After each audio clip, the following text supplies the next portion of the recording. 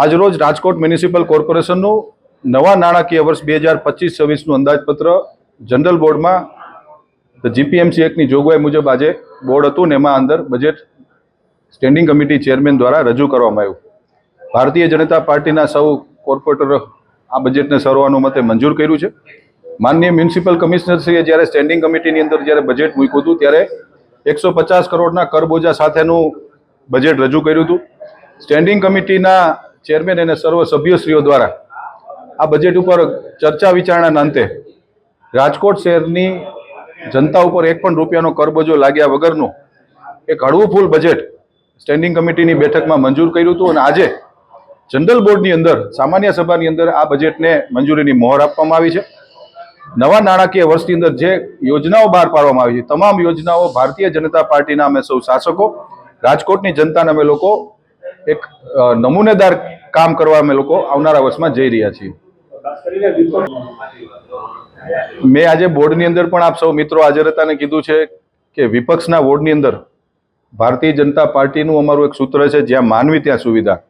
અમે આને કોઈ રાજકીય એજન્ડા ક્યારેય નથી બનાવતા. રાજકોટ શહેરની જનતા માટે જ્યારે અમે સેવાના માધ્યમથી જ્યારે કામ કરતા હોય ત્યારે વોર્ડ નંબર 15માં સર્વાંગી વિકાસ થાય એના માટે નવા ચાલુ નાણાકીય વર્ષમાં પણ અમે લોકોએ કામ કર્યા હતા. નવા નાણાકીય વર્ષમાં પણ અમે વોર્ડ નંબર 15માં પણ ઇન્ડસ્ટ્રીયલ ઝોનની અંદર નવો રોડ બનાવવાની યોજના છે. ગઈકાલે જ વોર્ડ નંબર 15ની આધુનિક વોર્ડ ઓફિસનું લોકાર્પણ કરવામાં આવ્યું. ગઈકાલે 10 કરોડ 76 લાખ રૂપિયાના ખર્ચે વોર્ડ નંબર 15ની અંદર નવા રોડ બનાવવાનું પણ કામ કરવામાં આવ્યું છે. વિપક્ષની સ્વાભાવિક છે ભૂમિકા હોય છે કે સત્તાધારી પક્ષની ઓપોઝમાં જતા હોય, પણ હું કાયમ કહેતો આવ્યો છું કે જનરલ બોર્ડમાં આવી અને મીડિયાની ફ્રન્ટલાઈન સિવાય વિપક્ષનું કોઈ કામ નથી. 4 સભ્યો વચ્ચે પણ આંતરિક સંકલનનો અભાવ છે.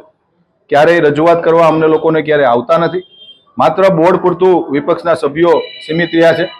એટલે એમનો મુદ્દો કોઈ પણ જાતનો યોગ્ય નથી એવું અમને સ્પષ્ટ અમારું માનવું છે. જ્યારે માનનીય મેયરશ્રીનું જ્યારે પ્રવચન ચાલતું હોય ત્યારે બંધારણીય જોગવાઈ મુજબ હું આપને સૌને વાત કરું છું, મેયરશ્રી જ્યારે બોલતા હોય ત્યારે કોઈ પણ સભ્યોએ વચ્ચે ન બોલવું જોઈએ. એમનો વારો આવવા દેવાની એમને રાહ જોવી જોઈએ. ભારતીય જનતા પાર્ટીના 8 સભ્યો જ્યારે બજેટને વધાવતા હોય, બજેટ વિશે એમના સૂચનોની જ્યારે વાત કરતા હોય છે ત્યારે વિપક્ષ વચ્ચે બોલવું એ અયોગ્ય છે.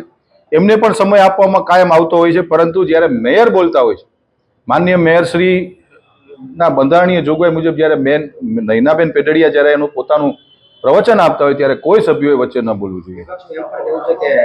ના એવું કોઈ વિષય નથી. વિપક્ષ તો બોલતું હોય છે.